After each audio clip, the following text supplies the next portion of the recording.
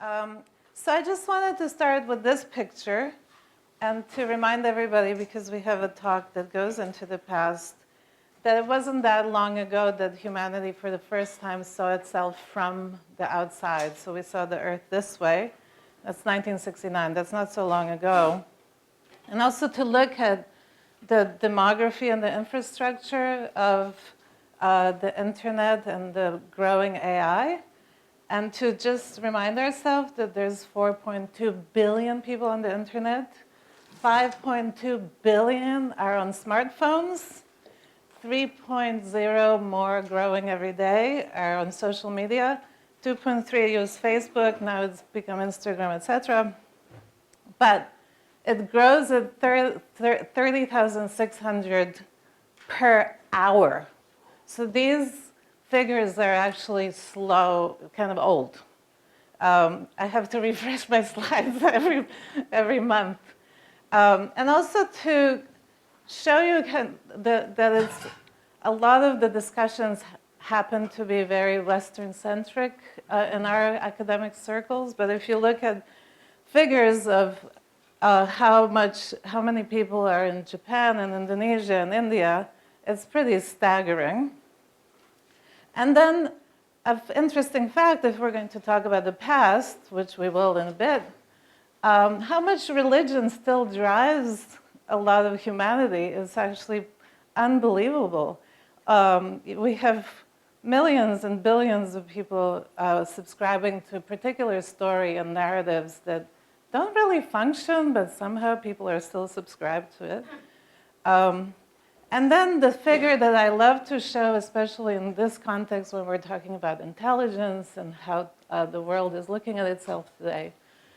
So if you look at this graph here, this is also now starting to get old, but it's just a year old. China, USA, and Russia are here as far as how much internet is being used. And guess who's the highest? It's Thailand, Philippines, Brazil, Indonesia, South Africa. I think it's really important to keep that in mind. Why? Because a lot of the cheap labor in Thailand and Philippines is going through pornography and violence and all this stuff that AI can't do, put in their heads, putting the most horrible imagery daily. It's just unbelievable. But things to keep in mind when we have this discussion about models of intelligence. So a little bit of my background, about 12 years ago, I set up the Art Science Center at UCLA, and I'm very passionate about connecting scientists to artists and humanists. Before that, I started working with Karamjit Gill on AI and Society as a North American editor. At that time, 20 years ago, people were like, what's artificial intelligence got to do with society? Right? And it was this fringe journal. And suddenly it's like, oh, it's something very new. So again, back to UCLA, this was 1969, so you remember seeing the Earth? This was the first internet connection, and it was ARPANET. And I'm next door to it, so I'm always conscious of that, because at that point, Leonard Kleinrock told me himself, there's no way in a million years they thought that people would be using these computers. They thought this was to protect themselves from Cold War and America getting blown up. But somebody decided, oh, you know what? I forgot my shaver in Stanford. Maybe I can just send a message to my colleague at Stanford to get my shaver when he comes back. And thus, a few billion people later. So just very briefly, from my background, to talk about fake news, hacking, and kind of pretend stuff that was very hip in the 90s. Some of you may remember. I actually participated in it to a degree. So we had this group, a couple of groups, where they were faking companies, faking press releases. The yes men are still working at it. This is a really good example. I was in New York when the New York Times came out with Iraq War Ends, and they completely replicated the New York Times and freaked everybody out. I still have that issue. It was amazing. But what they didn't know, what we didn't know, is that there were people really studying these artists, how we're so good at faking stuff. And so we now are living in a deep fake age where we don't know what's real anymore. And from my country, there's a person who's like making it very okay to live in this fake time. So very briefly, how do artists, humanists, cultural workers, creatives, scientists in particular, and working together, how do we fact check? How do we base our work on facts? And really, if you think, even in relation to science fiction, the best science fiction is based on facts. So the science is really examined before kind of the projection and the visions happen, whether they're utopian or dystopian. I'm just going to run through some kind of examples that I think are really fantastic, that give me hope. There's the watch, the Mediterranean Sea.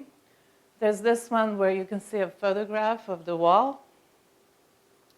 There's this one that's a database of sounds of drones. So drones are in the West used as real estate or for fun. But in a lot of places, they're war and they carry weapons. So to detect and figure out what is that drone, something that's a surveillance drone or that's actually carrying a bomb by sound, this group created a database.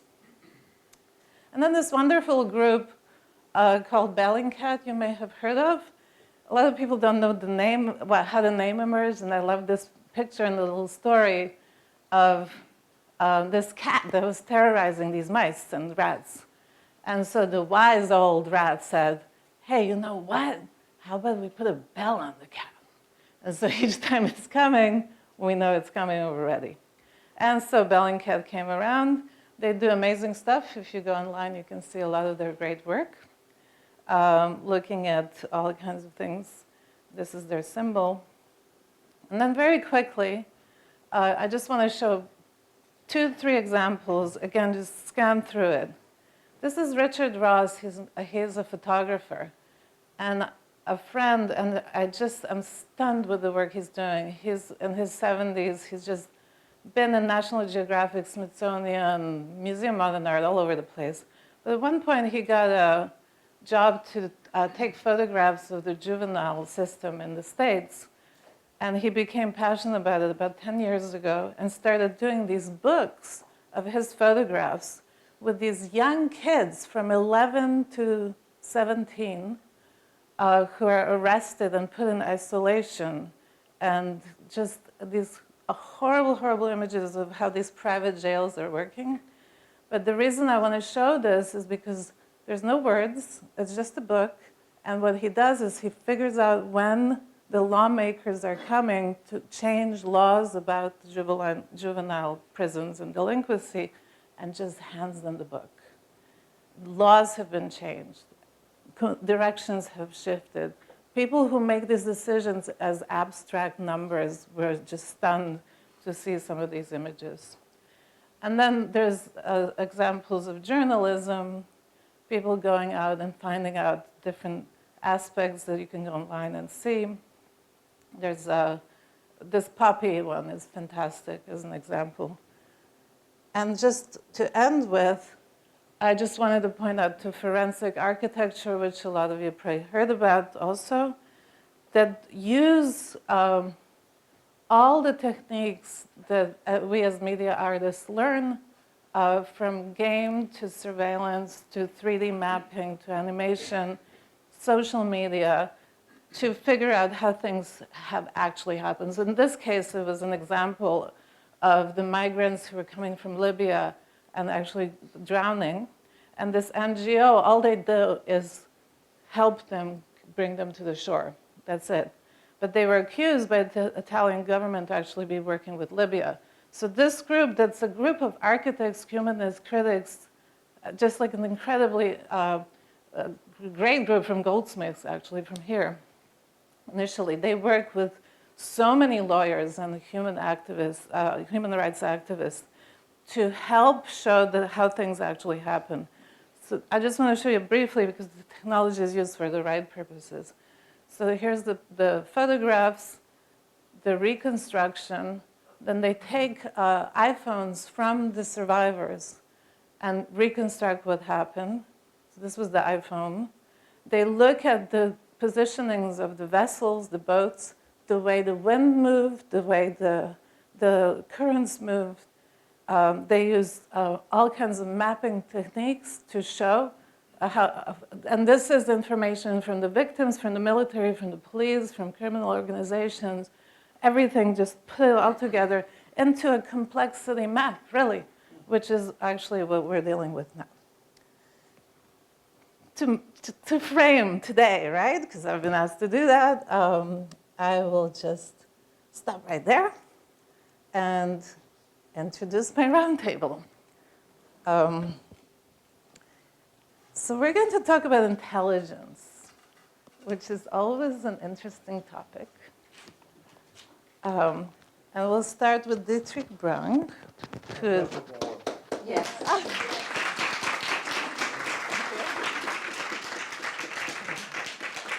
Thank you very much. And I do want to thank Satinder Gill and Karamjit, but Satinder in particular, for doing this crazy work to put all of this together. Thank you.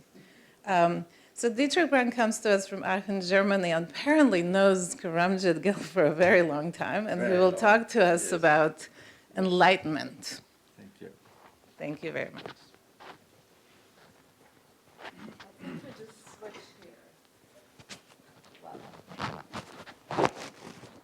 Does it work? Okay.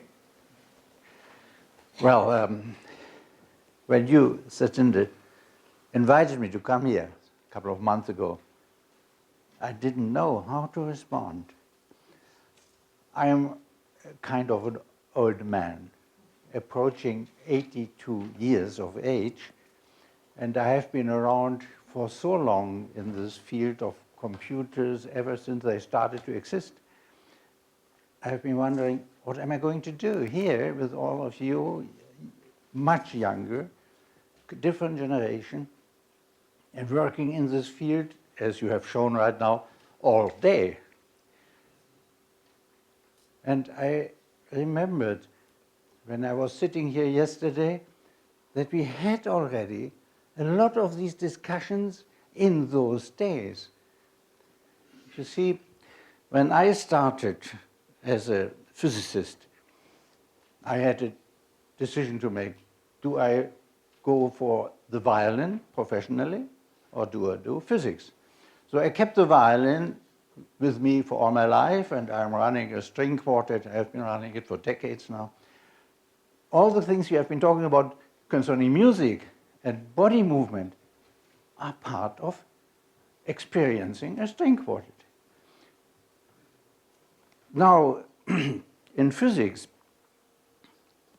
I was around in Chelsea College, London University for several years, with MIT for a year, in several other countries. It was all the beginning of the idea of computers.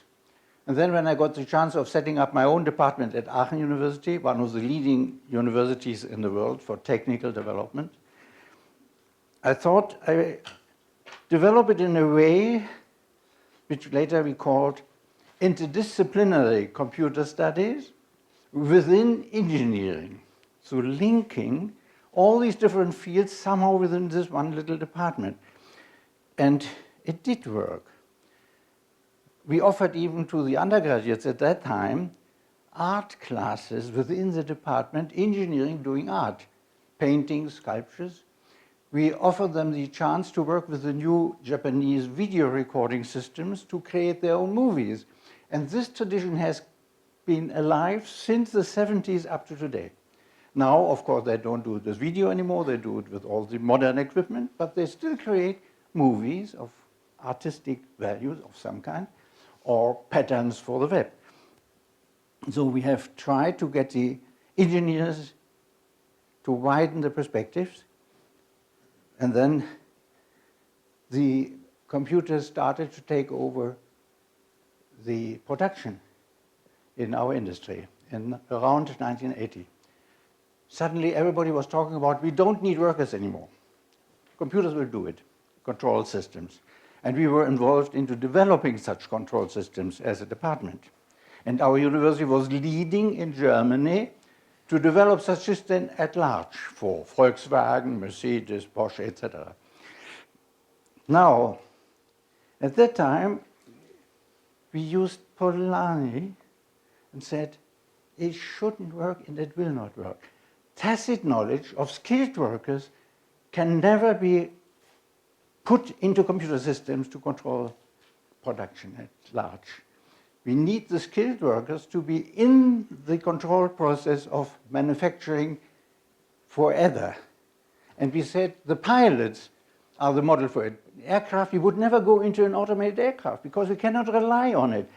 Does the system know what to do if something goes wrong? The weather or whatever. And this is when we met. Francesco from Bologna, Karamzic, and so many others, Mike Cooley, Peter Brödner, Rosenbrock, and we developed this concept of human-centered technology, which means we have got to leave the humans in the loop of controlling systems. We cannot rely on computers completely.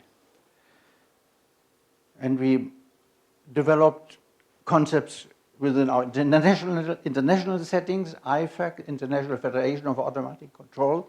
We were the group for the whole world at that time to push this issue into the minds of our engineering colleagues who still believed all around the world computers will do it.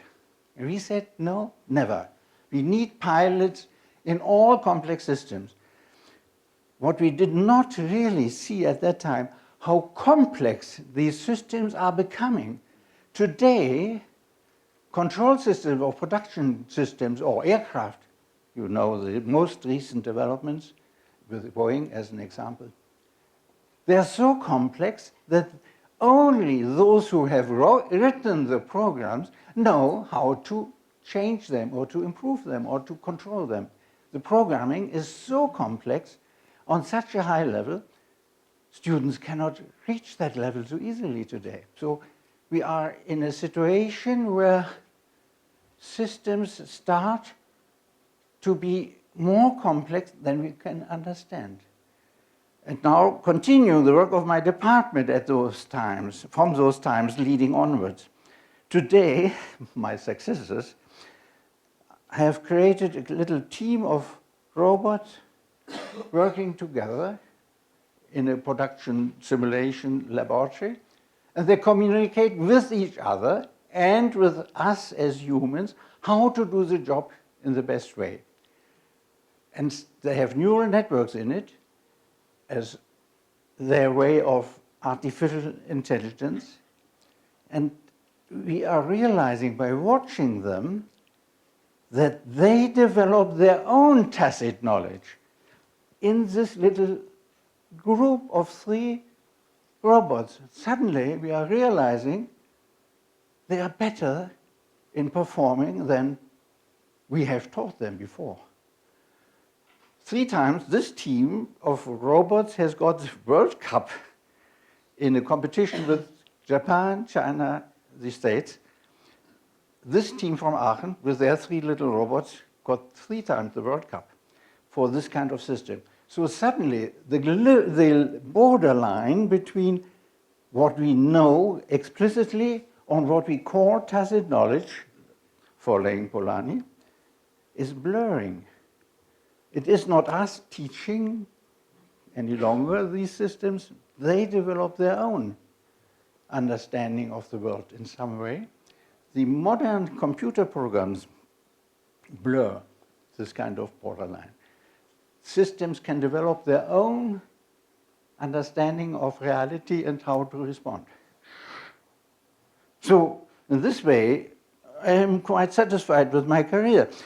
It has been quite okay, but why am I here now?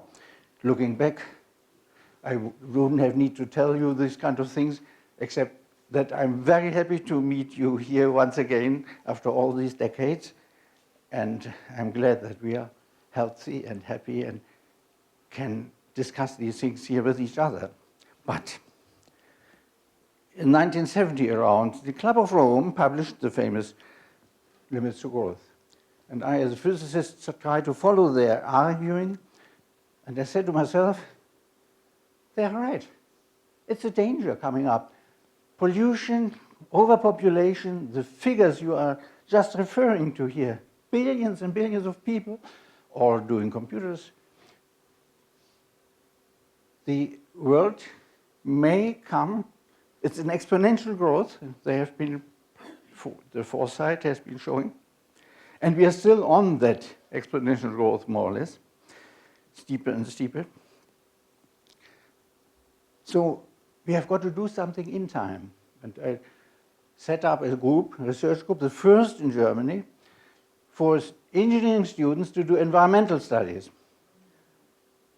Our big companies try to prevent our universities from setting up such groups at that time. They paid professors, if they were swearing never to do environmental studies in their department. In our university, I could only get away with doing it because I was not aiming for a PhD in this field at that time. So it didn't become visible. A group of students, about in total 80 perhaps, doing their masters in environmental studies and engineering. And the first PhD we could get through was now about 1995, something like that. Sat that long in Germany just to get a PhD for environmental studies. Before that, I had 2 students doing their PhD with us here in Imperial College and Guildford, and later on with Jim Platz here in Cambridge. We worked together for a long time as well. So, environmental studies, why do people not accept facts? Why do we not believe in facts? Why are we rejecting to change anything if we can see it in terms of reason and logic, in mathematical equations which are obvious? And that's our next picture. Now, what am I going to do? The enter? Where do it here? Oh, I should have asked you before. Yes. Is there a little laser in it also? Yes, yes. Press the top button and hold it down, the red one. That red button. This one here. If you press that and keep holding that. it, you'll see the light come. Yeah, There it is, a bit weak, but still. Now, you know perhaps the cave parable. I'm sorry, it's okay. The cave parable, 2,500 years ago, Plato built all his philosophy on this story. Here you see us. We as people are chained down in that cave and cannot turn around. We can only look straight forward. Behind this wall there's a big fire here, and it throws the shadow of those things across onto the rear wall of the cave. So these people are our servants carrying along these things. Now what we see are only, all our lives, only the shadows of the things. The real things are behind the wall. Sometimes one of us can get around, breaking the chain. And he sees, or she, the first time, the real things being carried around. But there's more to it. There's a ladder going up to the sun. And we can go up, climb up that ladder towards the sun, into the light. And that's our term, enlightenment. We learn what it means, this world. And then we go back to our friends in the cave, and they don't believe us. They don't believe us. They don't trust us. They say, oh, nonsense, you are outsider. You are really our enemy. and they trust those next to them who tell all the lies which you have been talking about yesterday. All those Trumps and Johnsons and Tony Blair, and we have had a terrible tradition in Germany, as you know, a whole country for a whole generation believing in lies, never checking facts and reality against it. And suddenly it's coming up again in politics and everywhere. And now concerning the environment, it means time is running out. The pollution, the climate change are getting faster and faster, exponential changes. And we don't believe it. Nobody does anything about it. Our countries go on as usual, nothing changes really, and there are quite a few people who even refuse to accept those facts at all. And that's when I met you, Malenka. She came along, you told me you wanted to write a master thesis on this issue of climate change and why do people not do anything about it. And so we agreed on, I'm your external examiner in Germany. We had to find the second examiner for it in Nottingham. The university which accepted your thesis in Lüneburg, northern Germany. So we all three cooperated on the issue of how to resolve this problem. People don't believing in facts, just only trusting lies. Your suggestion has been we should look into China.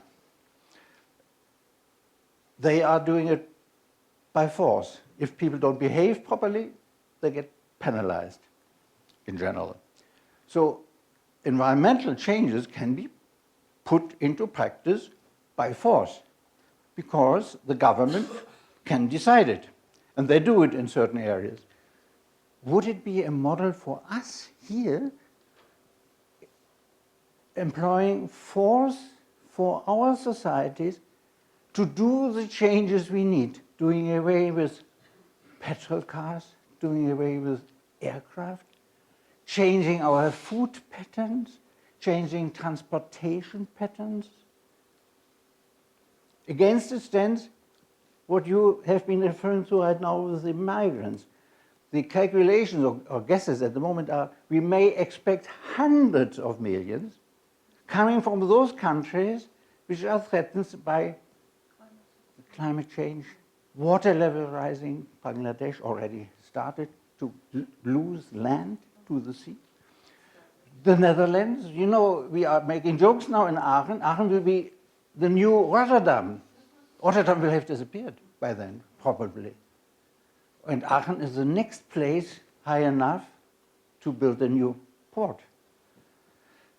So, can we do that? Can we exert power in our democracy, or will we get civil war then? We have started already with these yellow vest people in Paris to see what it means if people are really dissatisfied and getting worried. Can we wait until everybody is convinced by logic through the facts? That's the open question. Thank you very much.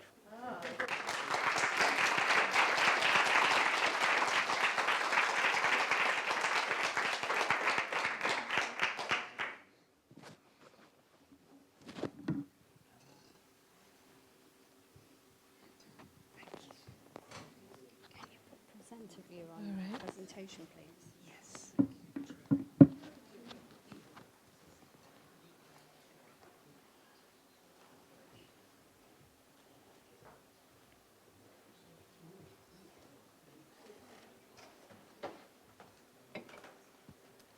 Hiya. Hello.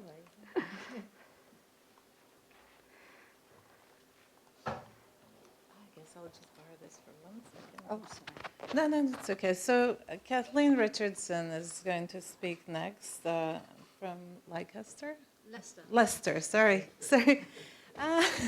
That's me, American stuff.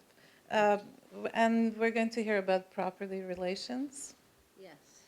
from companion robots to AI to sex robots. Looking forward to that. In relation to climate change, it'll be interesting. Thanks very much, and thank you for the invitation. We're just trying to set up.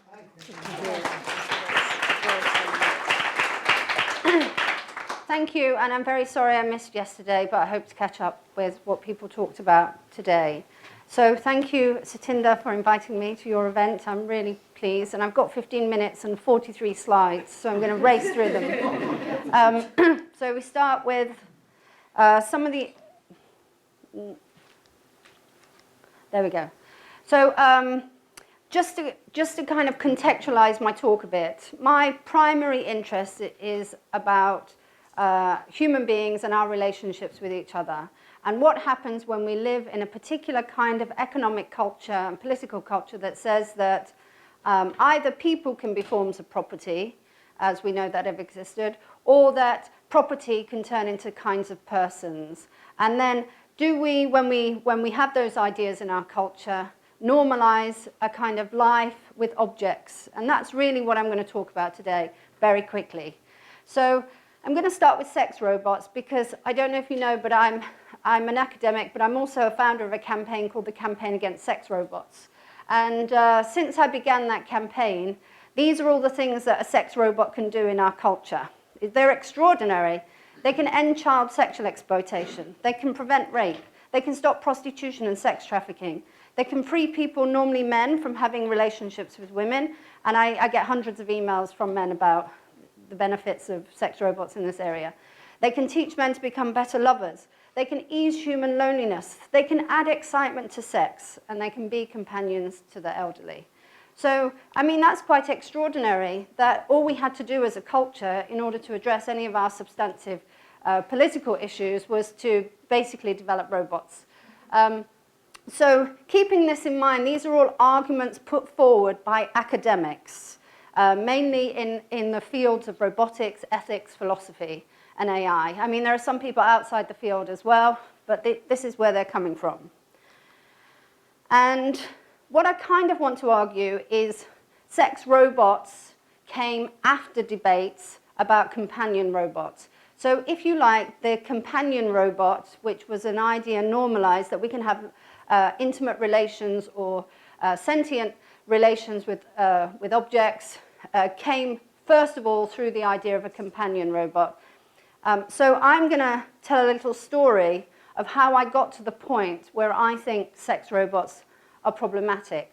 So I start here. I did my PhD at Cambridge, and for my field work, many of my colleagues, they went off to Amazonia and Mongolia, and I went to the humanoid robotics group at MIT, and I looked at them making humanoid robots.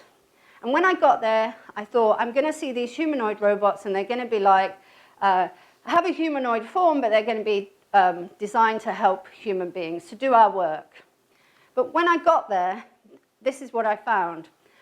So if you look at this image, it's a robot. It's got no shoulders, got no body. It's just a head. And the purpose of it was to interact with a person, its primary purpose. And when I got there, what the professors and the students said in the lab is they weren't developing robots to do people's work. They were developing robots to be people's intimate companions. And in that moment, I knew that something had changed, because even in our kind of neoliberal world, the idea that human relations or something specifically human was off limits to, if you like, the market and machines, well, here it was being introduced through these robotic labs. And of course, when I was in the lab, one of the issues that came up was sex differences about the uptake between men and women who take up robotics.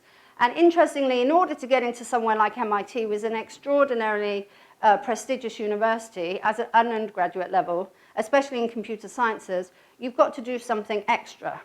And often, the students that spend the most time alone with machines were often rewarded by getting entry into MIT to make robots and artificial intelligence. And then when I was in the lab, they were telling me how these robots were going to solve these problems of loneliness. So here we have a community that is rewarded for spending time alone with machines, basically creating a narrative that machines can help others in a way. And nobody is questioning this. No one is problematized. There is a few people out there, but you know, it's kind of fringe at the moment. It's not really turned into a serious issue. And so because I was studying these issues, thinking about what it means to be human, thinking about human-machine relationships, I was looking at the paradigms, if you like, that were available to me at the time when I was looking at these issues. And I classify them in two ways. The first one I call the egocentric paradigm, which is around individuals. And this paradigm is like the Facebook system model. So you have an individual and you're connected by nodes. In fact, that is an image from Facebook. And then you have the transhumanist model that actually we can transform our human bodies and turn into machines, and we can upgrade ourselves. So these kind of egocentric corporate paradigm I models are organized around individuals. Of course, I was studying social anthropology, so even though we touched upon these ideas, they weren't the popular ones. The popular ones were the we models. So in the we models, I don't know if people are familiar with things like Cyborg Manifesto, Donna Haraway, and Actor Network Theory, Bruno Latour. And what these models and paradigms did was kind of argue that we're all connected. Everything is connected. There is no, you know, they even went as far as to start breaking down differences between people and things, and people and property, as I will argue later. And the reason why I always use this image from Donna Haraway's, one of the cover images, here you have a woman, she's at a computer, she's got an animal draped on her, she's got swirling galaxies in the background. There's no, you know, it's a flat ontology, there's no differentiation, there's just all these partial connections and connections with otherness. So these ideas that there is no differentiation on the one hand, we're all connected, versus the I models. But I was going into those labs, and I didn't feel that any of these ideas were particularly convincing for me in order to explain what I was seeing. And it would take me 10 years to figure out an alternative. So clearly, some of these models are important because they come from this idea of hierarchies, you know, people as property, the working classes. So, you know, there's the kind of radical ideas that we are connected, human beings, that we're all part of one species, that there's a universal humanism. But actually the idea of universal humanism and the Enlightenment ideals have been rejected quite roundly by many academics in social anthropology. They're post-human, transhuman, anything but human. So again, you can read my book if you want to read that. So when I was in the lab as well at MIT, I started to notice they began to make robots, and they started to take ideas that were developed in autism as a way of thinking about the machines that they were developing. And here's one of the first papers I ever saw. So this is when I'm in the lab. And basically, theory of mind is a kind of cognitive theory about how we understand others. We interpret or imagine that people have thoughts and feelings, and then we can make analyses of what these are. Theory of mind. And they began to say, well, children with autism don't have theories of mind, but neither do robots. So in a way, a robot is like a child with autism. And if you think that that's a bit vulgar and a bit crude, you have to read the books of Simon Baron-Cohen to get a sense of where these ideas are coming from. Because he was arguing a kind of psychological model that said, on the one hand, you have women, and they're naturally empathetic, and they want to take care of others. You have men on the other side, and they want to build systems, you know, and they kind of reject sociality. And then you have autism, which is an extreme male brain. So what autism is, it's a kind of an antisocial state. And interestingly, he wrote a book called The 0 Degrees of Empathy, where he called into question with people of autism having empathy at all. So when you've got this back and forth between what's going on in robotics when they're thinking about creating humanoid machines and how to make them social, and then they're tapping into a kind of a cultural issue in human societies around autism, and drawing on, by the way, this is not the only explanation for autism. It's just a very dominant biomedical, very powerful explanation. So, as I said, you think that I'm making this up, but actually what went on is then researchers began to make more and more connections between autism, having autism, the autistic state, and robots and machines. And it became so routine in academic studies that I thought this was a real problem. And so here's one, curing robot autism, a challenge. How do you cure the robot of autism like you're curing the child? And a whole therapeutic industry also developed around this, because if children with autism lack sociality, then if you want to teach them sociality, a way to do that is to create a machine which they have natural affinity for. These are all the arguments in the background. And you decorate that machine with kind of social attributes, and then from that, they then learn, if you like, transfer those skills back into their human relationships.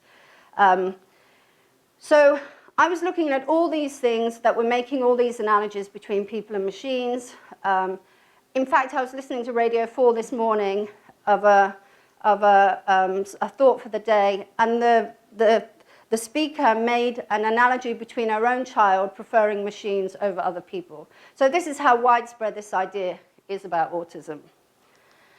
And then it goes into popular culture. So here's just an image. Autistic kid and his robot. It's by a Brazilian artist, and the artist has no malice intentions about autism, but as you can see from the image, the child with autism, the robot looks more alive than the child with autism. So I'm coming back to my models, the paradigms that are available for me to make sense of what I'm seeing here. So if I take the I model, the egocentric paradigm, all you have are two individuals connected in a network.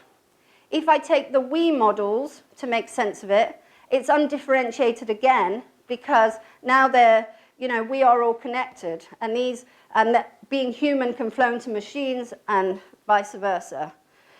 So this is an argument for working in interdisciplinary ways, because I had to start looking outside of anthropology and the social sciences to make sense of autism, what I was seeing around children, attachment issues.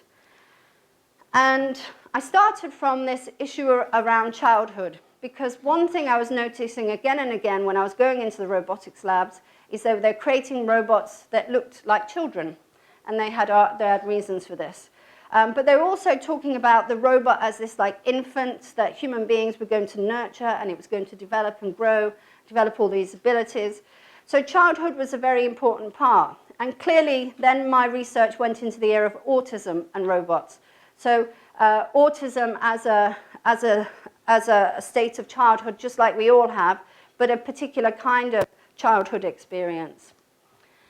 And then from this, and this is one of the most important things, some things that the researchers were neglecting was the idea of how important we are to each other all the time, not just some points of our lives, all the time. So nobody in this world, nobody in this room would have survived without someone looking after you, without them feeding you and clothing you. And actually there's studies that even say even the minimal physical keeping you alive wouldn't have been enough, because later on I began to look at attachment studies, what children need and what happens if they don't get what they need. So I looked into things like child abuse studies, Romanian orphans, all kinds of things where the kind of the early childhood experience had been impacted some way by war or violence. And I also began to look at attachment studies of animals as well, because there is an argument that, it's a kind of romantic idea like Tarzan, you can be raised in the wild by animals. But actually the reality is that there aren't any real proven cases of any infant being raised in the wild by animals. And the best that could possibly happen is that when the child gets to a certain age, so there was a case in Russia of a child where his family abandoned him. They were alcoholics. He was left on his own. He was 5, and he befriended wolves. And they were very important companions to him. So I guess what I'm trying to say is that there are many kinds of issues about being human, being with others, the importance of our relationships with each other, and what happens when those relationships aren't there for children, because we're all children at one stage, so that meant we were all having to be kept alive. And some people in this room are keeping others alive, actually, as parents. And then I looked into the Harry Harlow monkeys experiments. And just very briefly. So these are very famous. Harlow wanted to look at the importance of mothering for children. So he decided to take away an infant monkey from its mother and lock it in a cage. And so one of the wire meshes is just wire, but it used to have food attached, and the other is a soft covering. And what he observed is when the infant was released into the cage, it would cling, it would eat as much as it could, and then it would cling for hours. I mean, sometimes up to 15 hours a day on the soft covering. And as a result of this, he concluded, you know, that children need more than food to survive. But what he also found out as a result of this study, like when the monkeys were released back into communities or removed from the experiment, they couldn't socially interact with other monkeys. They couldn't mate, they couldn't reproduce, they didn't know how to recognize the social behaviors of other monkeys because they'd been deprived, they'd been taken out of that context and basically put into this very artificial one. So they basically created a lot of mentally unwell monkeys as a result of this experience. And we see again, you know, the problems when you extract not just human beings from something about their species-specific sociality, and I guess we come back to the environment here in many ways, but when you do it to other animals as well, and what happens to them, and how their lives are changed. And so I became more, I decided to really reject these I models on the one hand, which is all individualistic, and the we models, in favor of something that was more I-thou, so I and the other.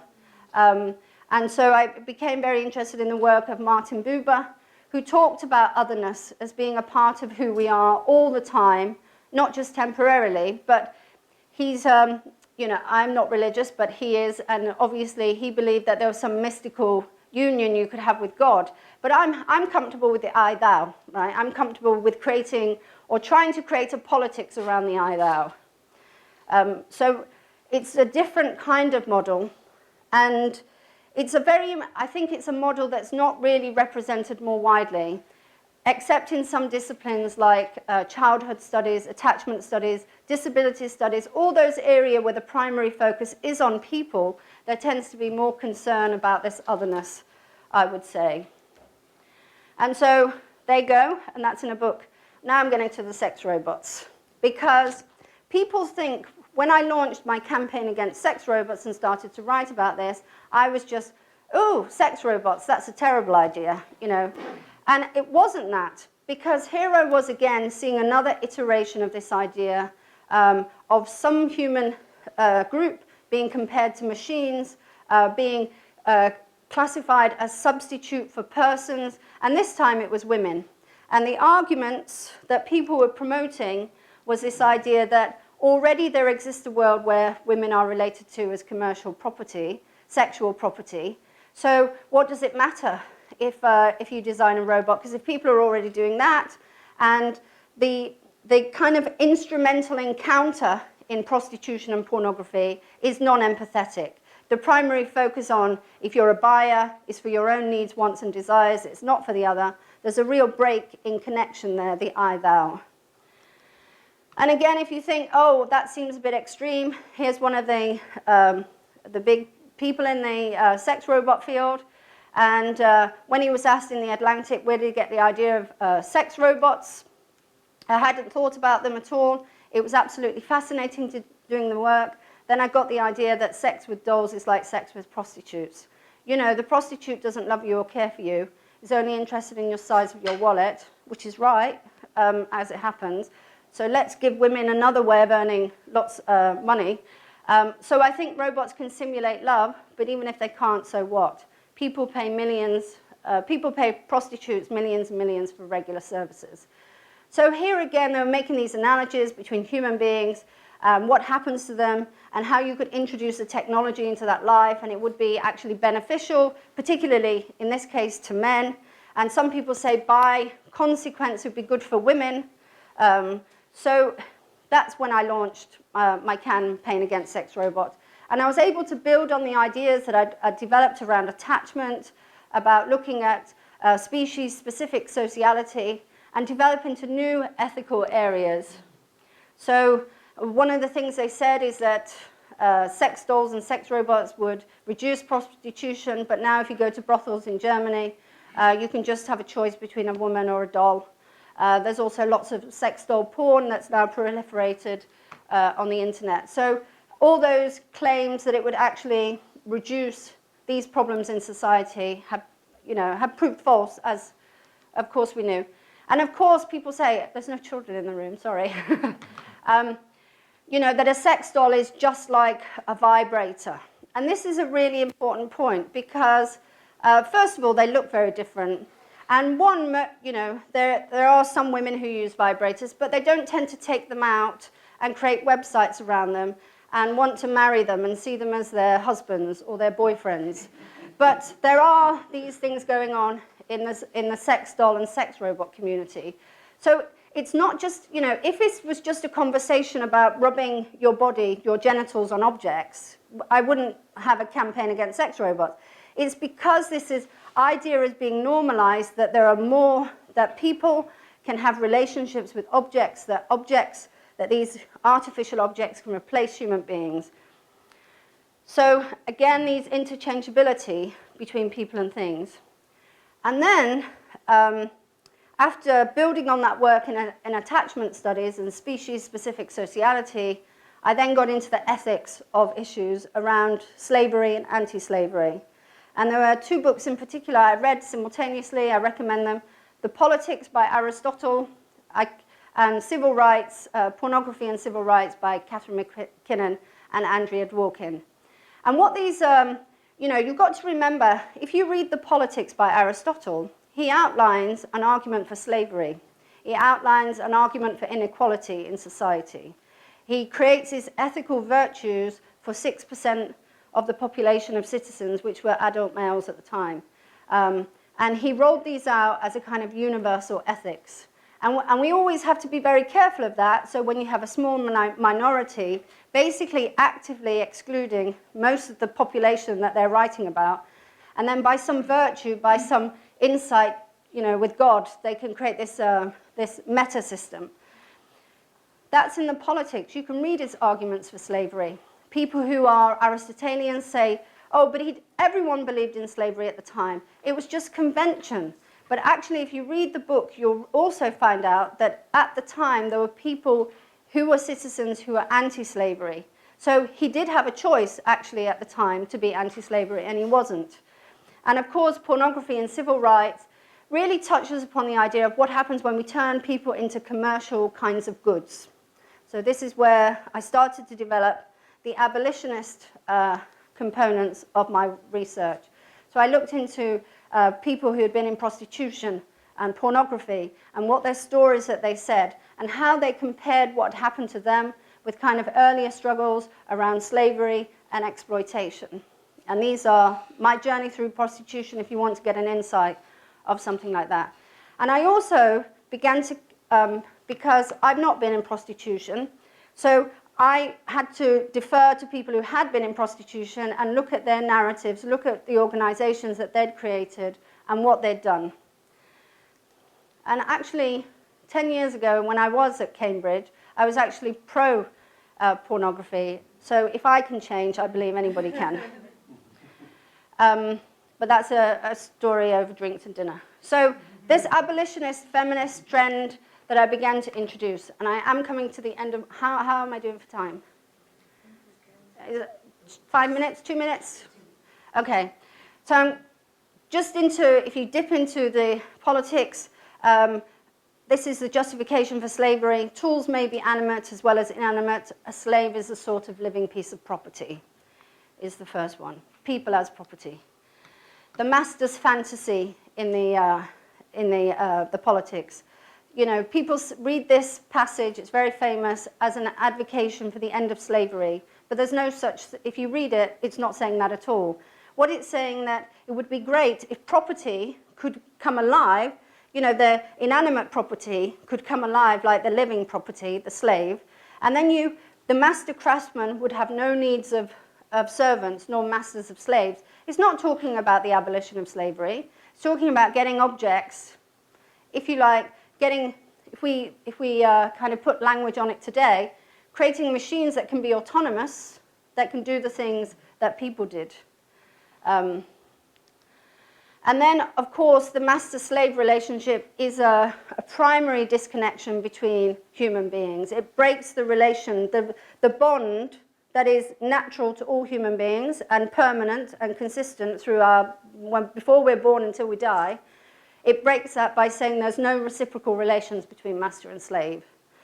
And then, of course, you now have people introducing these ideas into the world of sex robots. And I'm just going to talk very quickly about this because I think this is really important. Because we say that humanism or universal humanism is a problem, but I want to argue that actually we've never had universal humanism. Because the moment we could have had universal humanism, the people who were in power basically sold out. And we'll start here, July the 4th, the American Declaration of Independence, we're all created equal. But there is a problem because there's slavery, right? So they have to create the 13th Amendment, 88 years later, the abolition of slavery. But then they have another problem because now they have all these freed slaves, but they don't have any rights. So they have to create another amendment called the 14th Amendment, aimed at granting, and women aren't even a part of this story yet, granting the right of American citizenship, equal protection under the law for all American men. Now, this was the point, I believe, that there was a real argument for universal humanism. Because the abolition of slavery, actually, that had happened 50 years before in Europe. So that wasn't the new thing. But this giving rights to others was the new thing.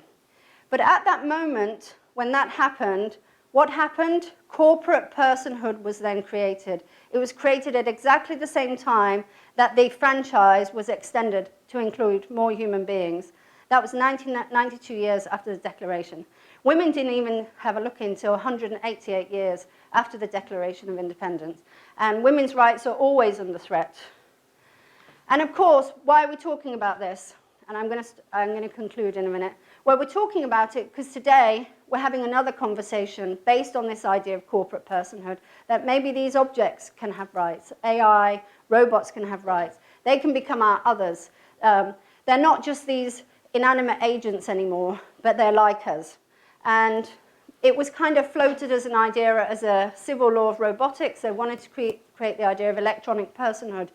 And they said this as a way to kind of maintain income into an economy, even after more robots were introduced. However, the problem there is once you introduce the idea of an electronic personhood, like you've introduced corporate personhood, you start to continually erode the idea that personhood is connected to natural human beings. In fact, the corporations did that 188 years ago.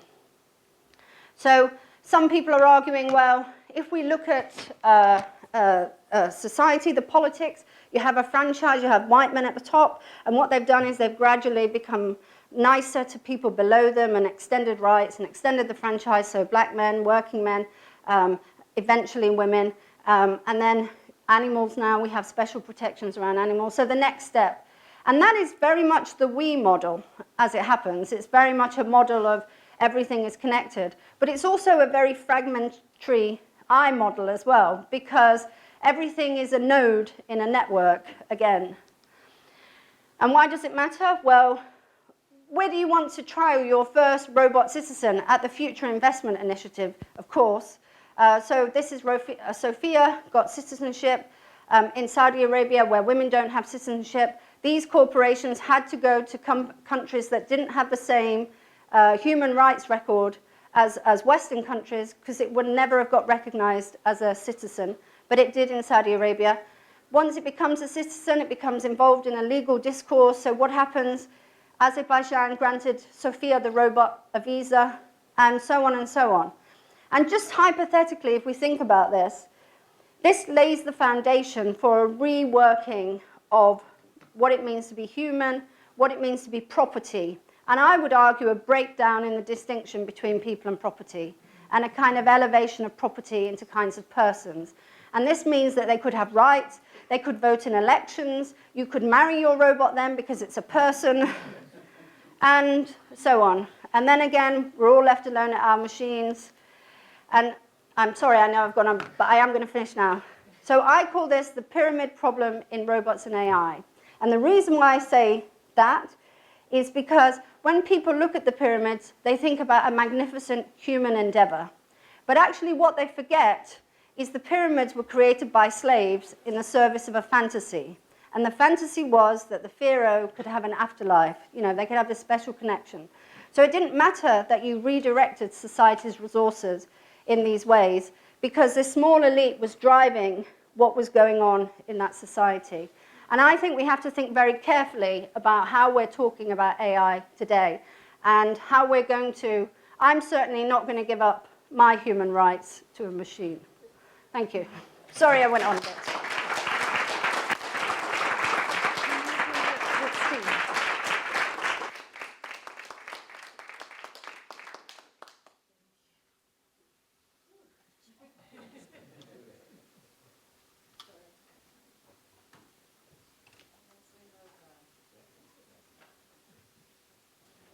Here we go. Stephen Cave is here from the Center of the Future of Intelligence, right here in Cambridge.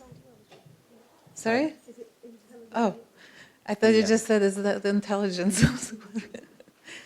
So we're going to hear about intelligence as ideology, the history, and the future.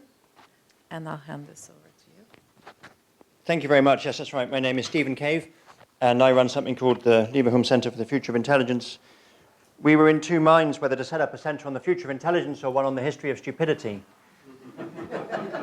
But we thought the latter would be far too big a task, as evidenced by my inability to get the times right this morning and turn up, for which I apologize. I got a bit muddled. But here we go. Right, I have a pointer. Let me just check. Which way does it go? That way. Good. Okay. So what I aim to do in the next 15, 20 minutes is very briefly link the history of the concept of intelligence with the present and with the future of AI. And through making these links, I hope to show that the long history of the concept of intelligence is distorting the debate around AI. And I'll actually be able to save a few minutes because of Kathleen's fascinating presentation touched on a few of the main points in the history of intelligence that are part of my argument. So there are three parts to this presentation. If we start in the present, well, a young colleague pointed out that the 1970s and 80s don't count as the present anymore. I was shocked to hear. But as I was growing up in England in the 1970s and 80s, which still seems like yesterday to me, the concept of intelligence mattered a good deal. It was prized, it was aspired to, and most important of all, it was measured. And at the age of 11, I, like many tens of thousands of others, was ushered into a hall, not quite so big as this one, to take an IQ test known as the 11 Plus. And that exam determined what kind of school I then went to. About 15 years later, as a young adult, after finishing my PhD, I took the civil service entrance exams. Again, the first of three phases of those exams is an IQ test involving sitting in a hall much like this. And I joined the Foreign Office where I spent 10 years. So taking intelligence tests has determined to a very large extent the shape of my life.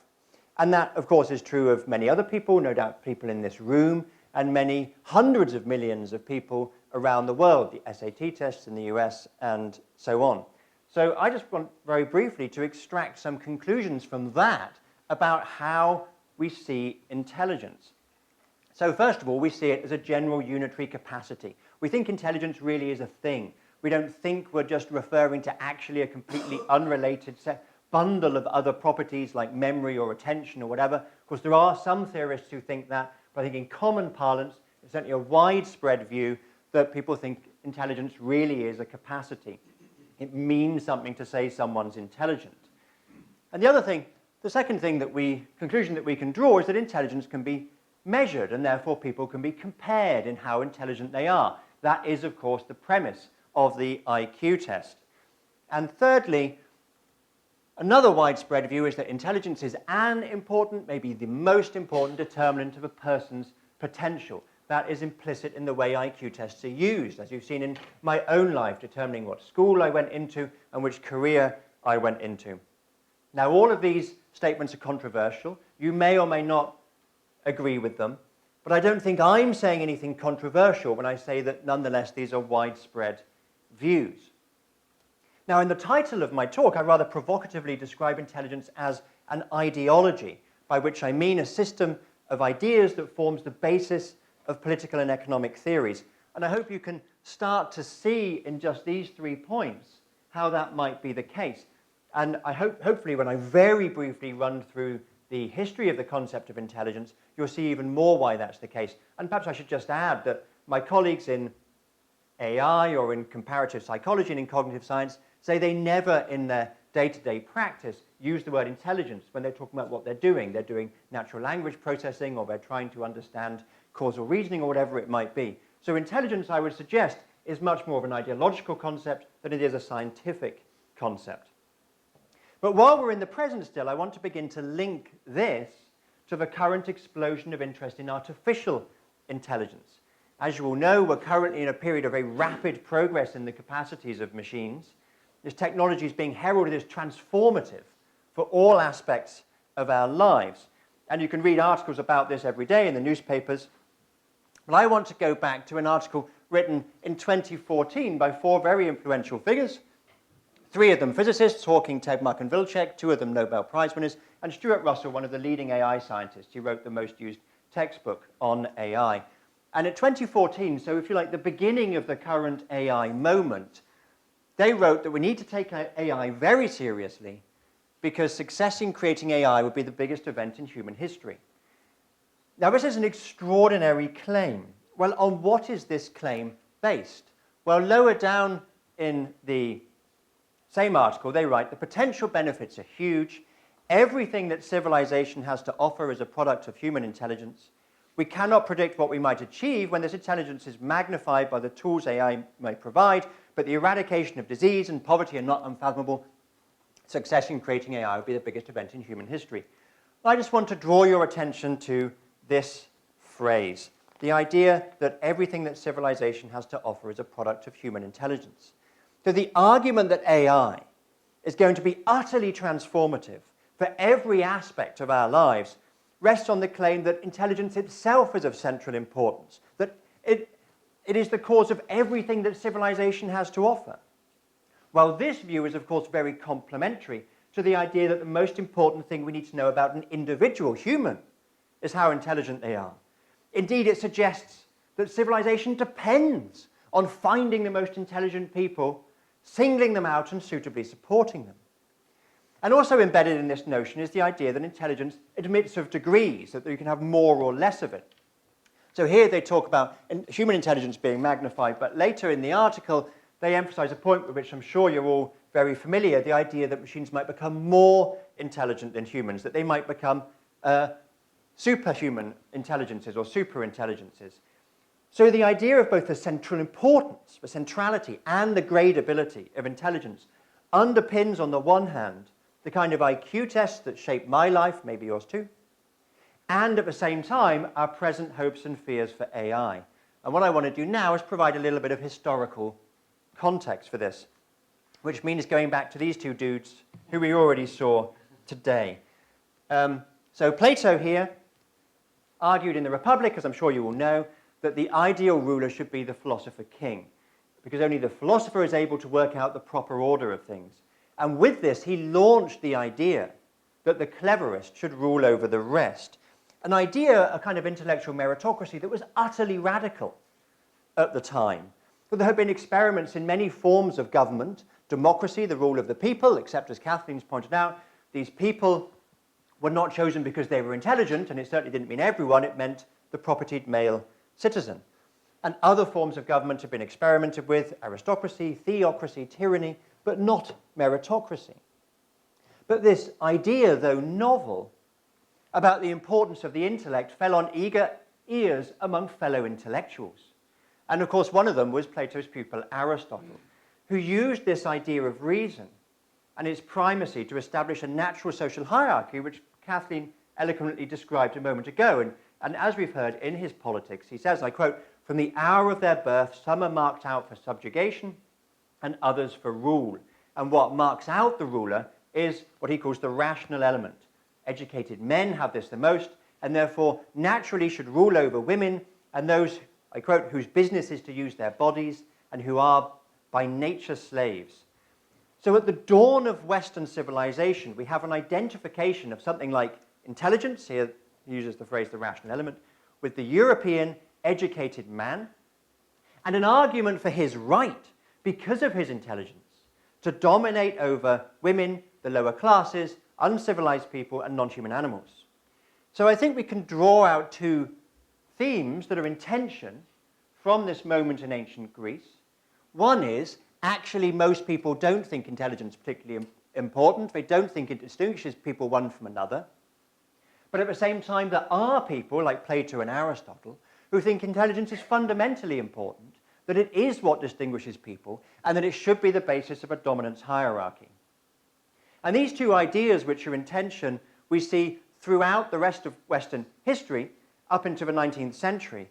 In the Middle Ages, however, very much the former predominated. The idea of intelligence was not particularly important. The idea of the Christian virtues, such as piety and temperance and charity, were considered much more important, both for an individual and for the social order. But this starts to change in the 17th century with the rise of modern philosophy and science, the undermining of religious argumentation for the social order, and an increasing sense that mind or reason, intelligence if you like, was important. But nonetheless, the main thinkers of this time, both in the rationalist and the empiricist traditions, although they emphasized the importance of mind and reason and intelligence, still worked on the assumption that this is basically something we all have. Think of John Locke's incredibly influential theory that the mind is a tabula rasa, a blank slate. All of our slates start equally blank. But at the same time, there were other pressures. This was, of course, an age of aggressive colonial expansion from Europe. And this needed to be justified. Conquest, pillage, and slavery needed moral and political justification. And Aristotle's argument that some people, by bent of their inferior intelligence, were born to be ruled over was very hard to resist. And the result was the development in this period, 17th, 18th century, of what we call racial science, or scientific racism. Although it's important to remember that it was not only about racism. This logic was equally applied, as Kathleen has said already, to gender and class. So it was scientific racism, also scientific sexism, and scientific classism. So it's hard to find a European or North American thinker of the 18th century who is not asserting the superiority of the white people. And most of them asserted that this was biological, that the white races were innately superior. And this was, of course, crucial to the logic of colonialism. And the argument ran like this. Non-white peoples were mentally inferior. They were therefore unqualified to rule over themselves or their lands. And it was therefore legitimate, even a duty, the white man's burden, as Kipling put it, to destroy their cultures and take their territories. And of course, as Kathleen's pointed out, the same logic was applied to women who were considered too emotional and sentimental to enjoy the privileges of the rational man. But this view about innate mental superiority was at odds with the idea that intelligence or mind or reason was something we all equally possessed. So new theories were required to scientifically demonstrate the purported superiority of the white man. And the first really sustained attempt, if we leave aside the sort of farce that was craniometry, the first really sustained attempt was made by Sir Francis Galton, who set out to demonstrate that mental aptitude was hereditary and therefore could be a property of a race, and that it determined people's success in life. His great book was Hereditary Genius from 1869. You might know that Galton was also the inventor of the term eugenics. He believed that the poor and the marginalized were poor and marginalized because they were stupid, and therefore for the good of the race should be prevented from breeding. But this was a radical move, and in Hereditary Genius, Galton does not leap to saying intelligence is all that matters, and he develops a tripartite system where he talks about mental ability combined with zeal and the capacity for hard labor. And his cousin, Charles Darwin, reads this book and responds. And he writes, "You have made a convert of an opponent in one sense, for I have always maintained that accepting fools, that is, if you like, the clinically insane, men did not differ much in intellect, only in zeal and hard work. So he's taking Galton's tripartite system of mental ability, zeal, and hard work, and saying he hadn't previously thought that intelligence mattered much. It's worth just reflecting on this for a moment. As you know, Darwin's contribution to science was absolutely enormous, far beyond his development of the theory of evolution by natural selection. By any standards, this was someone of extraordinary intelligence. Yet this genius, who was also an extremely astute observer of human nature, did not believe that men differed much in intellect. But apparently he was somewhat converted by Galton's work. Although we would consider Galton's work and his methods absurd by today's standards, it was a few decades later that the first test to resemble a modern IQ test was developed by a Frenchman, Alfred Binet, in 1904. But IQ tests only really took off when they crossed the Atlantic. And a group of American psychologists at the beginning of the last century refined Binet's test and called it the Stanford Binet, a test that's still used today. Some of you might have taken it.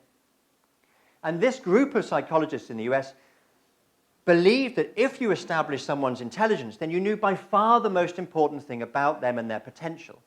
All of this group of psychologists were deeply sexist, deeply classist, and deeply racist, and they believed that their tests would empirically demonstrate what Aristotle had asserted 2,500 years earlier, the innate superiority of the white propertied male.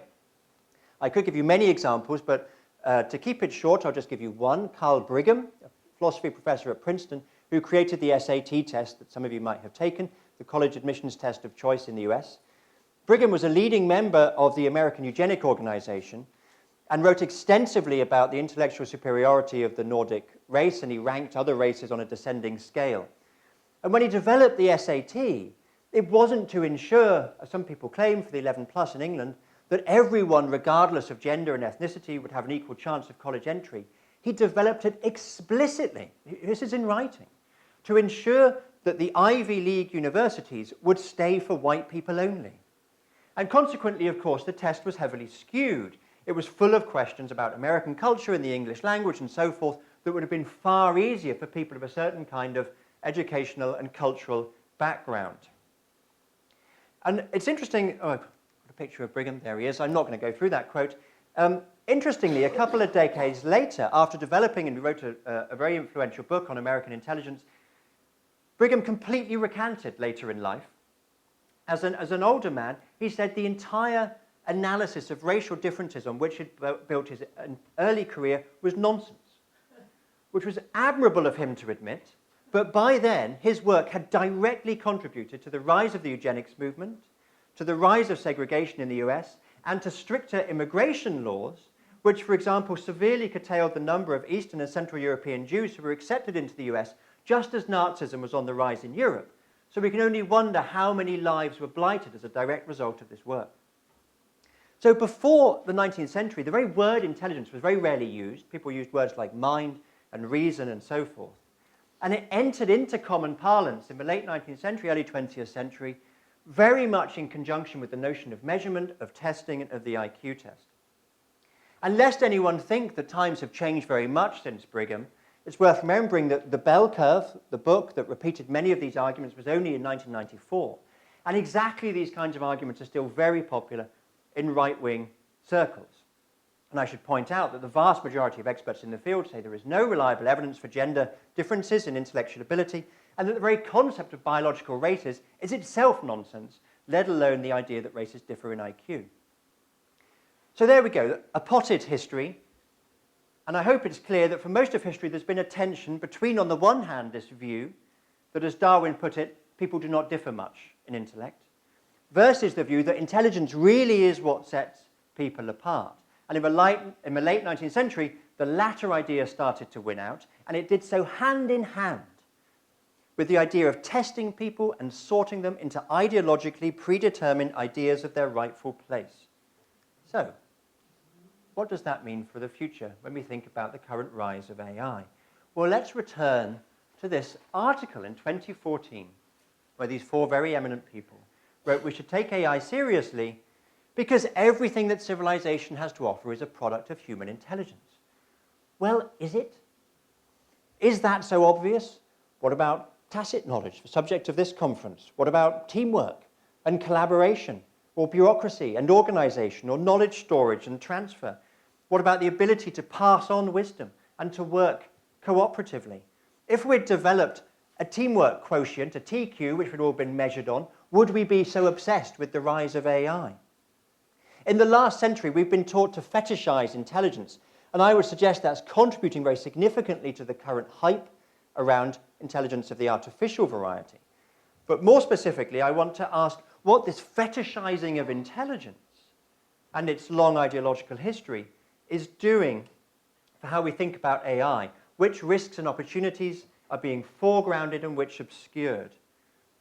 Well, first, the focus on the idea of intelligence in the debate around AI is bolstering what I have called the ideology of intelligence, which, as we have seen historically, is an ideology that has favored the white, privileged Western male, by and for whom the measures of intelligence were developed. And we see this, for example, reflected in the tech sector. A very interesting 2010 study found that in cultures that espouse meritocracy, that claim and advertise that they're meritocratic, managers show greater bias in favor of men over equally performing women than in other sectors. In other words, people associate the idea of intelligence on which this meritocracy is based with men. And the tech sector is one of the sectors most affected by this because it has a culture of brilliance. It's a sector that likes to think of itself as disruptive and anti-authoritarian, as priding the lone genius over long training. Therefore, anyone can make it in this field, as long as that anyone is, of course, a young white male, because that's what genius hackers look like, obviously. Second, I think the focus on the idea of intelligence misdirects our concerns about the impact of AI. And I wanted to give just two examples to wrap up. So from films that you're all familiar with, like 2001: A Space Odyssey to the Terminator series, we in the West have fantasized about our intelligent machines rising up against us. These stories are so deeply embedded in our culture that many newspapers find it very hard to write about AI without putting a killer red-eyed robot picture on the front cover. Well, when we reflect on the idea that intelligence has been used to justify domination over others for more than 2,000 years, this fear becomes much easier to understand. If we're used to thinking that the more intelligent naturally colonize and enslave the less intelligent, then it seems natural to fear enslavement by our own superintelligent creatures. But of course, this is mostly a threat to those who are currently at the top, the privileged white male elite. And it is exactly this group who are most afraid of the robot uprising. Other groups have endured a long history of being dominated by those who claim to be superior, and they're still fighting real oppressors. White men, on the other hand, are used to being at the top of the pecking order, and therefore have most to lose if new entities arrive, some kind of superintelligence, that claims to exceed them on exactly those capacities they previously used to justify their dominance. So a second example of how I think it's distorting the debate, I'm sure you've all heard the narrative that the difference between AI and previous waves of automation is that this time it will be white-collar and professional jobs that are affected. I'm sure you've all read newspaper reports about how lawyers and doctors and so forth should worry about AI. Well, of course, if we are portraying these machines as intelligent, and intelligence has been associated with the professional elite, then it sounds like it's this elite that is now under threat. But the reality is, as many studies have shown, that these technologies disproportionately affect those who are already marginalized. If I say to you, machines are getting smarter, smart machines are coming, then we worry about these supposedly smart people and their jobs, who are lawyers and doctors and so forth. If I said to you, oh, increasingly public services are going to be automated, then instead you might worry about people who engage more with public services, like the criminalized and the poor and the sick and so on. It's not unemployed lawyers we should be worrying about. It's predictive policing algorithms that are based on years of skewed data because of racial profiling, or CV sorting algorithms that have been trained on data from companies with a long history of bias towards men. So I hope to have convinced you, at least partly, that the way we frame this new technology matters. Of course, sometimes the concept of intelligence is used innocently, sometimes constructively. I'm not suggesting we don't use the word, but I'm suggesting we use it critically. Because I hope to have shown you that the concept of intelligence has always been used ideologically as a tool for reinforcing privilege and legitimizing oppression. And whether AI follows suit or not is yet to be seen. Thank you.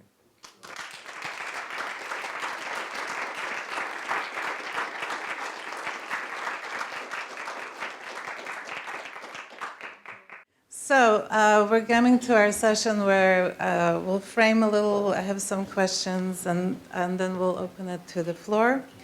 I noticed something that actually I don't think was planned, but you started with Plato's Cave. You said Aristotle and politics, slavery, and then you brought the two dudes together, right? I thought that was interesting. And it made me think that this discussion was very much Western-centric, because that's the fundamental kind of basis of a lot of philosophy and ideology in the humanities. So my question to you is in relation to colonialism and AI, and to bring it to what you talked about, the environmental disaster that we're all watching and the fires in the background. How do you frame Chinese, Indian, and Eastern philosophies in relation to intelligence, consciousness, and the fact that we live on a planet that shares water, air, earth, animals, and ecologies? Why don't I start with you? Oh. We have to pass this around. The other mic battery died in this age of AI. Well, in our European tradition, coming back to our Greek ancestors, we are very much oriented towards reason and logic. Aristotle started it, after all, the idea of logic. The Asian tradition seems to be much more integration of different aspects, which, you know, when we say logic, it means right or wrong, that sort of thing. The decision is with us each time, right or wrong. And the Asian tradition seems to be much more both.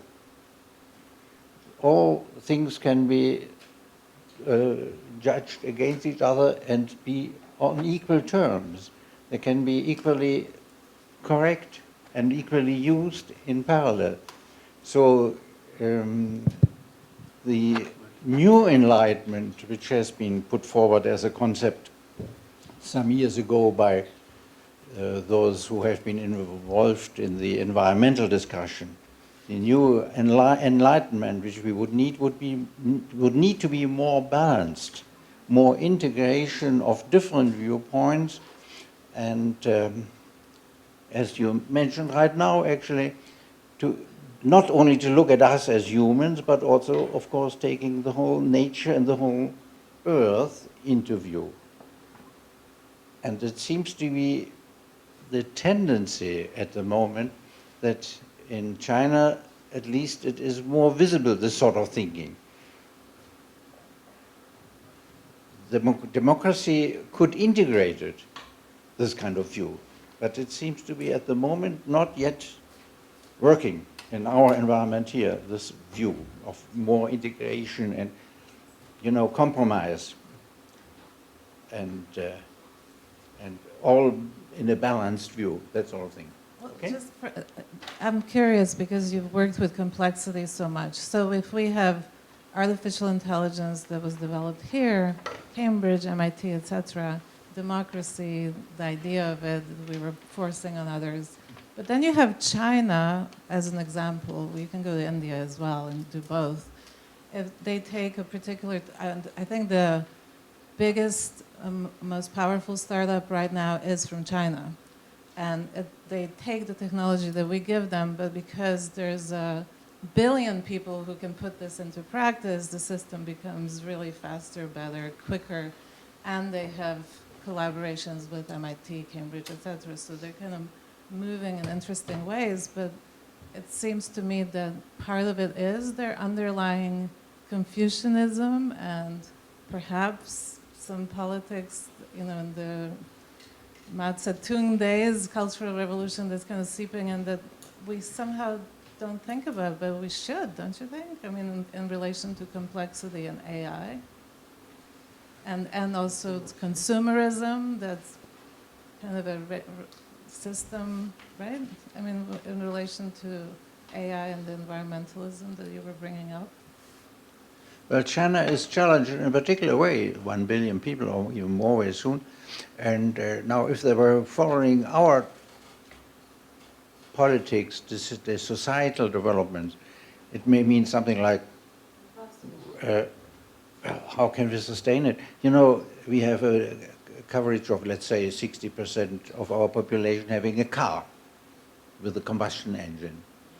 Now, let's imagine for China, you know, just one country, and Volkswagen has been thinking of it to sell that many cars there, you know, particularly diesel, and we all know what it means for the environment. So China would need to take it into consideration at large, you know, to find different ways, and they have started on electric cars and, you know, all these kind of things. So at least they have started to think about it.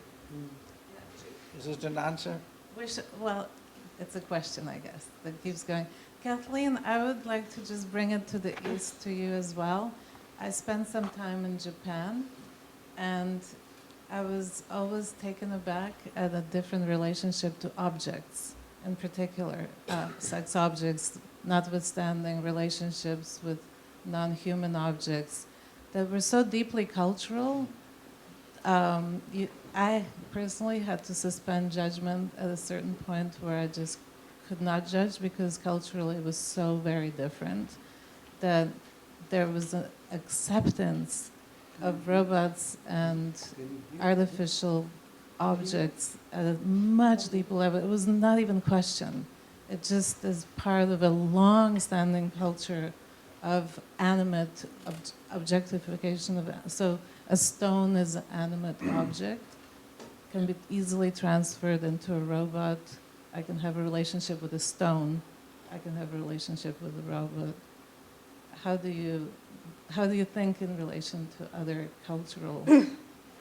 That comes up a lot. And interestingly, all animistic beliefs and anthropomorphism of objects is cross-cultural and historical. You'll find it in every society, in every culture. Everyone in this room is probably, you're anthropomorphic every day, because if you couldn't, you probably wouldn't be able to operate in the world. However, what seems to happen in Japan is we really have to understand Japanese history. And this morning on Radio 4, they were talking to a woman who was 91, and she remembers when Hiroshima and Nagasaki, the bombs were dropped. Now, this was a terrible trauma for the people of Japan to have the most destructive nuclear weapon dropped on them. And what happened was, after those bombs were dropped, American companies and corporations and political institutions moved in Japan. And the daughter of the mother said, you know, I'm really shocked she's talked about it because we've never spoken about it.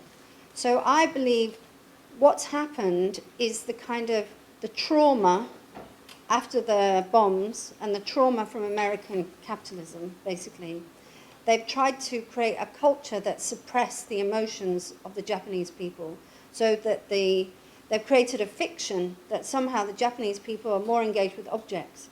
But I think this is a response to the trauma that they've experienced. And actually, it's in a crisis. It's got an attachment crisis now in Japan. Nobody wants to have sex with someone. They want to look at online pornography. They're creating dolls and avatars. There is a culture of men who would never have relationships, no intimacy with others, the intense fragmentation of that culture. But all that's being masked by this, Japanese people love, without really looking at the deeper emotions of that culture and perhaps what needs to be healed in that culture for it to change. So we can do this now. The batteries have been replaced. Yeah, thank you. Well, I think that's a great question to ask, how other cultures might see this. And I hope what's clear from these presentations is that we desperately need alternative ways of seeing it. We, in my centre, we started a project called AI Narratives, where we were looking at a discourse around AI and the consequences it might be having for how the technology is developed and deployed and regulated. And we started looking at the Anglophone West because that's where what we know best and what we're qualified to speak on. But we found this history of the framing of intelligence and artificial intelligence so troubled. I mean, we were so desperate to find alternatives.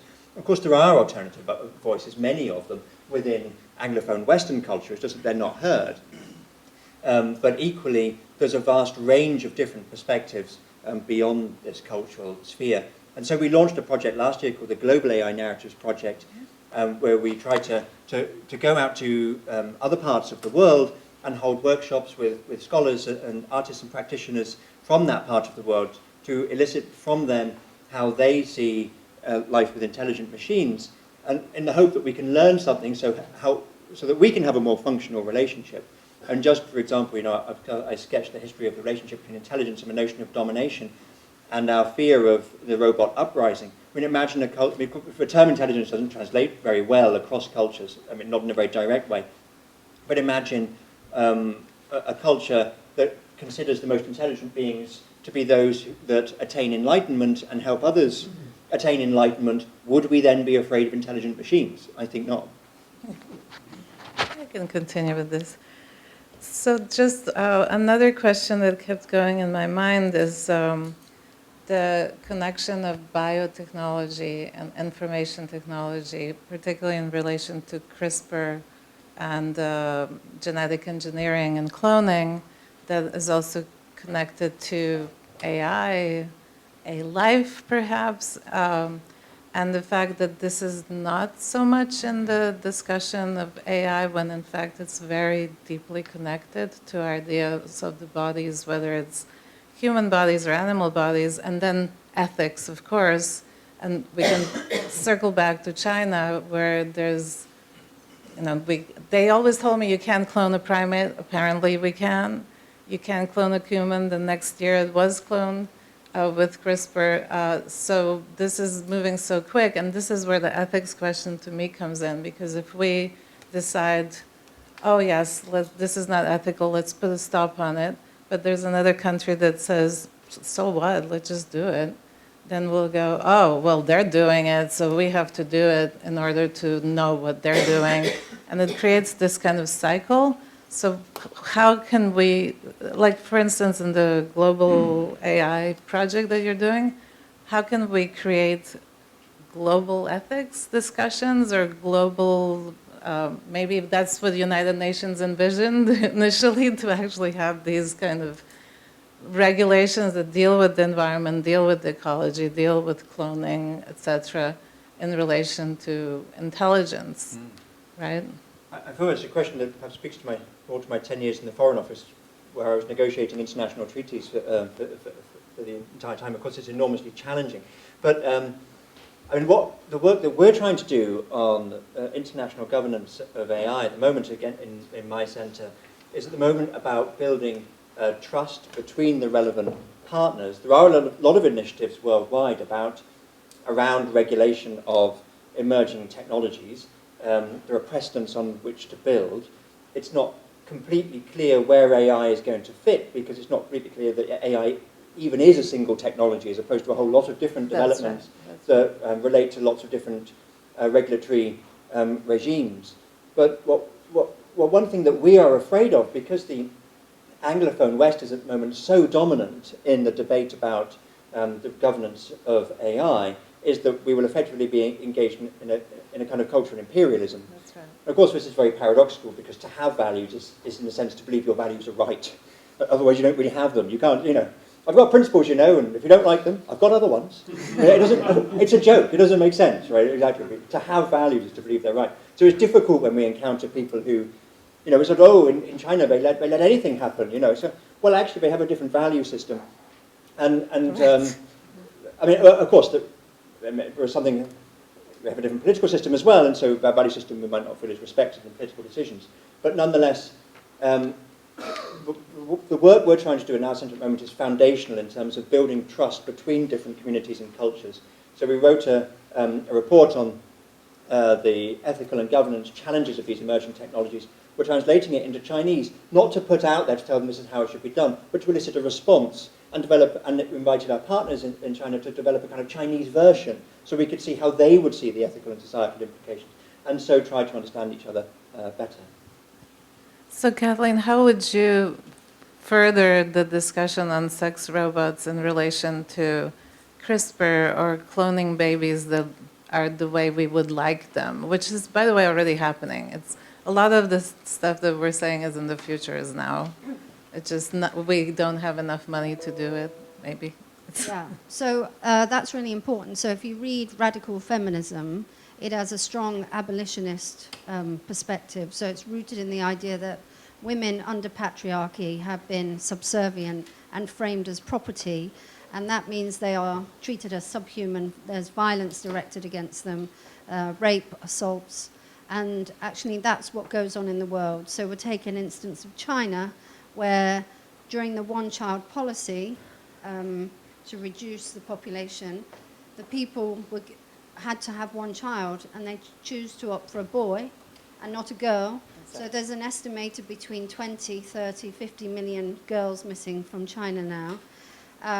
As a response to that misogyny, what needs to happen in China, I believe, is a revolution in women's rights. But instead what's happening is people are saying, no, let's develop sex dolls for these men now, because now you've got all these adult men who have no partners, so it's increasing sex trafficking, prostitution, and mail order brides, and that's going to keep impacting negatively on women. So I think whatever, for me, it's not about the technology, it's about the politics that underlies it, and my politics is rooted in a strong anti-slavery, abolitionist position.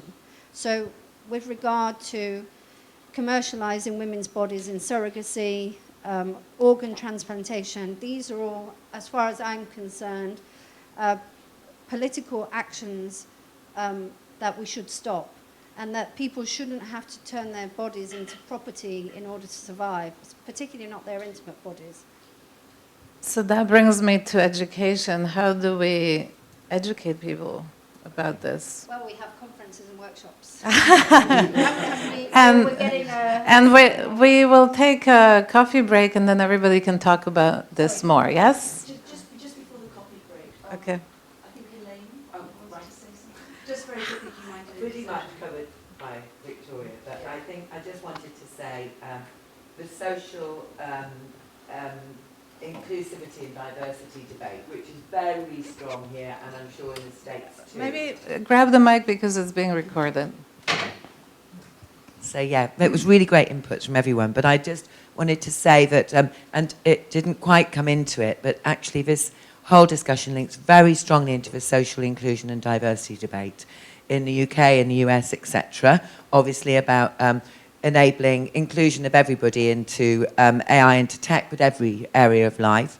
And that actually, I think, Victoria, you hit some of the points I wanted to also link into that, that actually that debate is very important in the West, where we do see a master-slave relationship in everything, but I don't think that's true in every other culture. And I feel we've got to be really careful not to talk for other cultures. And I agree with you, in Japan, this is not recent since Hiroshima, this is Shintoism. It's from the beginning of Japanese time that we have seen that related to a much more decentralized thinking about humans, about animals, about nature, also about technology. And I'm fascinated by it. And I think there's people in this room who could talk about it much better than me as well. So please do not make this an insignificant thing. It's a totally different way of thinking and being, which I find really interesting. The other thing to point out is leapfrogging. We're not sitting here waiting for everyone to catch up. Many other countries are leapfrogging what we've done, and that is also a fascinating area. We cover that quite a lot, Bill and I, on BBC Digital Planet. We're looking at things where, solutions have been found and dealt with in a much better way than we're dealing with in countries that are supposedly developing. So, Thank you for that. And I do want to just bring it back to, actually the biodiversity is our survival, it's the survival of the species, it's survival of societies, and it has to happen on a global scale. So the fact that you brought it to that in your initial opening lecture, I really appreciate it, because the bottom line is this is what we need. And powering all this AI is incredibly bad for the environment. I mean, so even this has to be addressed. How are we scaling this up, but it's using so much energy and producing so much CO2, right? I mean, so it kind of circles. We have to keep remembering we're on this planet all together, and we're destroying it so quickly. Can you end with a note on that? Well, actually, you said it. You said it. The use of energy today is mind-boggling. You know what our systems eat up per second, and even if our technicians find new ways of saving energy on any one single system, we buy so many and build so many of those systems. It's exponential growth too, so it's eating up the energy increasingly. So as a physicist, how do you see that calculation scaling? Like, where do you? I must admit, when we were discussing it in the 90s, we could not imagine that kind of growth of technology around the world, you know, across all civilizations, all borders. We thought, well, okay, it is a kind of development of some factories, big factories, of course, and they save on energy by using those machines. Right. Better control of systems. We will have some email systems, you know, but suddenly everybody gets these little things, and also their production eats up a lot of energy. So And I the have no waste, answer. the waste, right? I mean, the waste is horrendous. If you look at some of these places like Ghana, where all these technologies are being thrown, and Yes, it's absolutely.